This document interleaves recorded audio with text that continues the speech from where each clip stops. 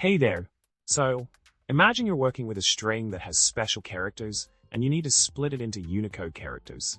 The problem is that OCaml strings are encoded in UTF-8, while OCaml chars are 1-byte values. And to add to the challenge, there's no built-in function that helps decode these UTF-8 characters easily. Now, let's dive into the solution to this tricky problem.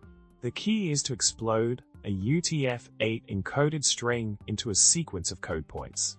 We can achieve this by utilizing the standard library functions, specifically string in Uchar. By following the provided code snippet, we can elegantly convert the string into a sequence of Uchar.t values. In the solution presented, a function named Uchar_seek_ of UTF-8 takes a string and returns a sequence of Uchar.t values. The code carefully decodes the UTF-8 characters, handling invalid input by replacing them with a U+FFFD replacement character. This approach ensures that even in the face of invalid input, the process continues smoothly.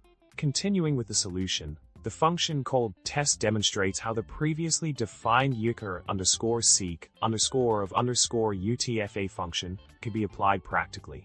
By mapping the Uchar values to integers and formatting them as hexadecimal strings, we can effectively convert the input string into a list of Unicode code points. To wrap it all up, we've successfully tackled the challenge of splitting a UTF-8 encoded string into Unicode characters using OCaml. By leveraging the string and Uchar modules, we've established a robust method for handling special characters and strings. Remember to subscribe, like the video, and comment below with your thoughts and suggestions. Until next time, happy coding!